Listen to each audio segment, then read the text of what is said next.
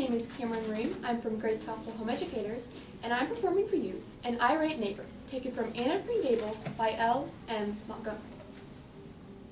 A demure little Jersey cow came scuttling down the lane, and 5 seconds later Mr. Harrison arrived.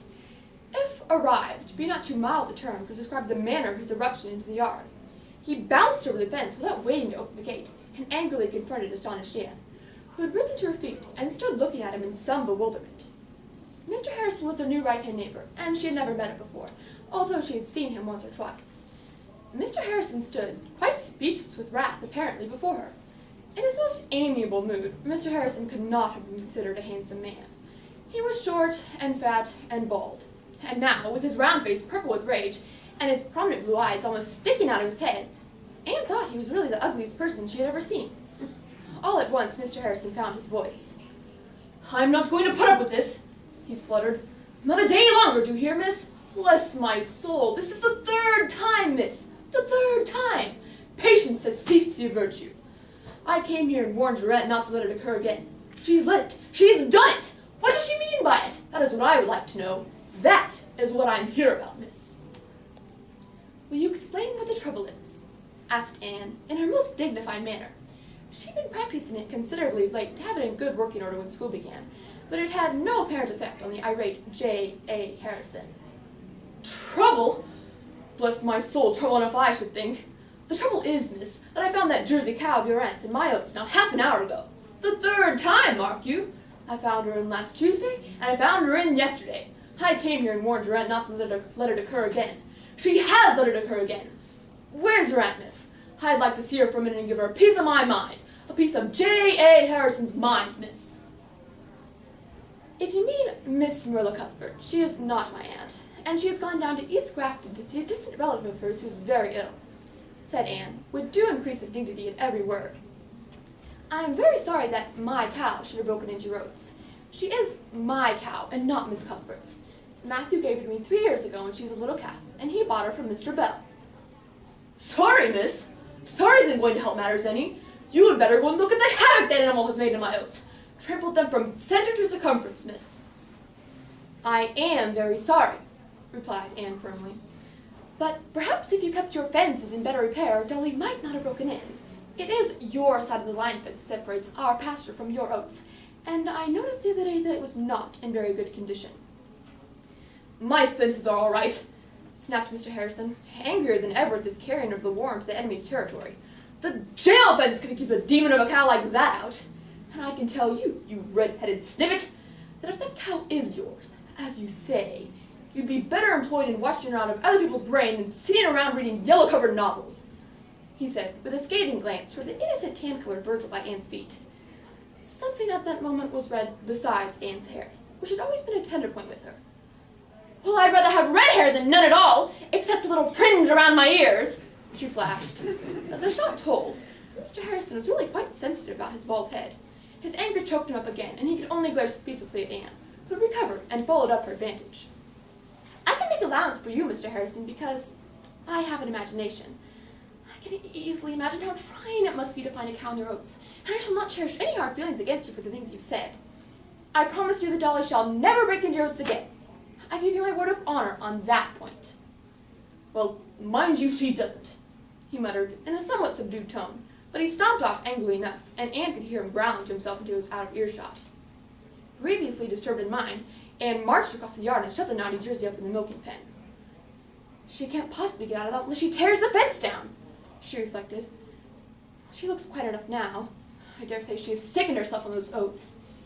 I wish I'd sold her to Mr. Shearer when he wanted to buy her last week, but I thought it just as well to wait for the auction of the stock and let them all go together. I believe it's true what they say about Mr. Harrison being a crank. Certainly there's nothing of a kindred spirit about him." Anne always had a weather eye out for kindred spirits. Miss Marilla Cuthbert was driving into the yard as Anne returned to the house, and the latter flew to get tea ready. They discussed the matter over the tea table. "There's Mrs. Lynde coming through the yard now." "Don't tell her about Mr. Harrison and the cow," Anne implored.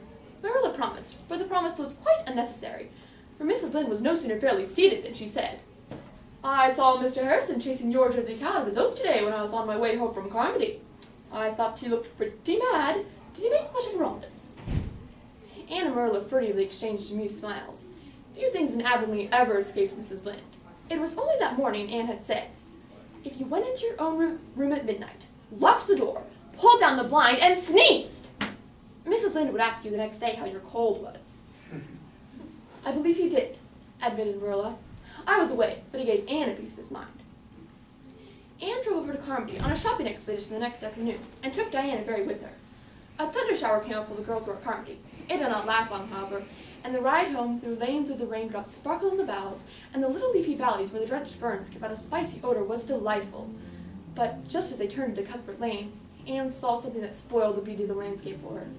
Before them, on the right, extended Mr. Harrison's broad gray-green field of late oats, wet and luxuriant.